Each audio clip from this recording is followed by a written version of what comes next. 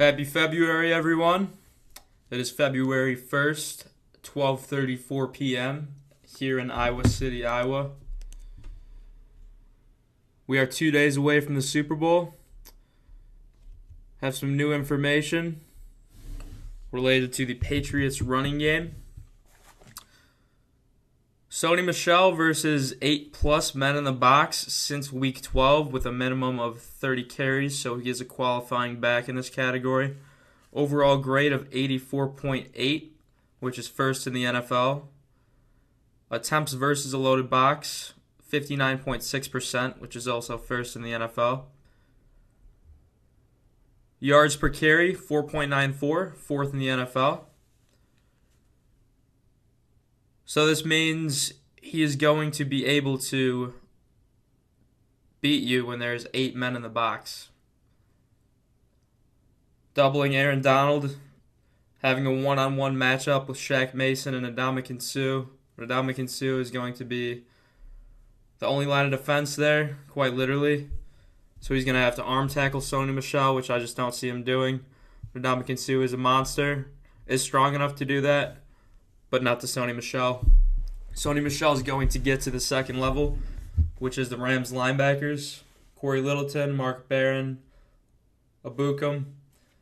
Physical backers, not great open field tacklers. Michel could have a big day here. Another little nugget. Yards after contact per attempt with 8+ men in the box, 2.91, which is fifth. So not only is he elusive, great in open space, he can outmuscle you. An area I was a little worried about before a couple days ago when Pro Football Focus posted the stat. Now more confident, a lot more confident. This Patriots offense is going to be very difficult to stop. Let's hop sides.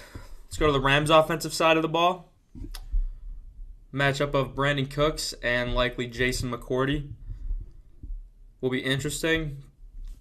We saw a couple weeks ago Tyreek Hill was taken out of the deep ball game by Bill Belichick. Tyreek Hill had one deep catch for over 20 yards, and if you watch football, you know that Tyreek Hill is stronger than Brandin Cooks, gets off the ball faster because he's faster, a better hand fighter, a better route runner. More importantly, faster, because that's what matters in football. So Brandin Cooks should be limited.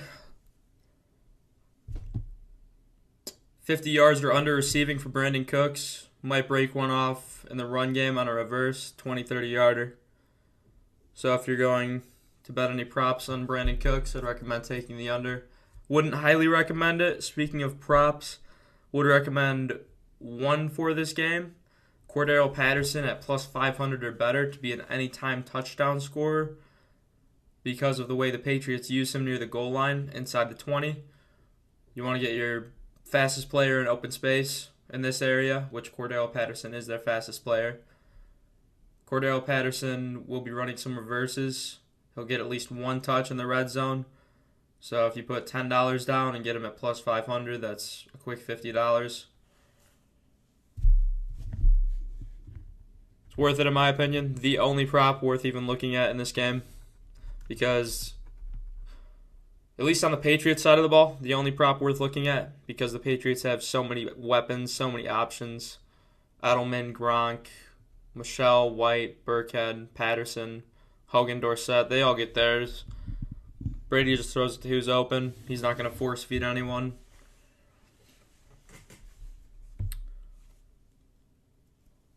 Hopping over to the Rams offensive side of the ball again. Was doing some research and recognized that Robert Woods, who will likely be shadowed by Stephon Gilmore, the highest graded cornerback in the NFL, over a 93. I think it's a 94 point something. Regardless, Robert Woods and Stephon Gilmore were on the same team in Buffalo. We're both number 1 cornerbacks and number 1 wide receiver on that team, so they're familiar with each other. And when you're familiar with each other, you obviously know each other's tendencies. And if you don't have a clear-cut advantage on one, it's going to be pretty even. And usually in football and cornerback wide receiver matchups, that usually plays to the benefit of the defender. Wood's a great route runner. Gilmore a great cover corner. Wood's a great blocker in open space. Gilmore very physical, can get through, can shred those blocks. Wood's not very fast. Gilmore a little faster than him. Could be the difference maker in that matchup. Rams will have a tough time moving the ball in this game. Again, I think the area that the Patriots and Belichick will try to limit the Rams on is their run game. They'll just load the box with Gurley and CJA. Have a tough time moving the ball.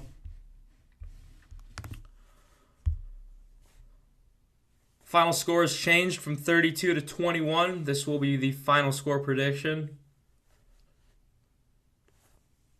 34 to 21. A couple more points for the Patriots because of that Sony Michel stat. Those are unbelievable numbers, especially for a rookie. He's getting better week after week. 51 rush yards off of the postseason record for a New England rusher. I think he eclipses that. That will be his post-Sunday, maybe by halftime. We will see. So hopping over to basketball, bet of the day.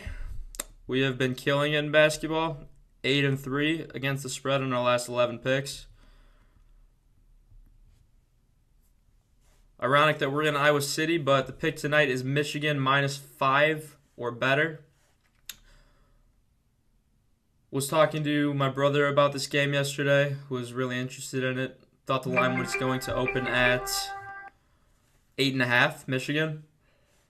Then noticed it opened at 3.5, and then the public jumped on that immediately. Moved it to 4.5.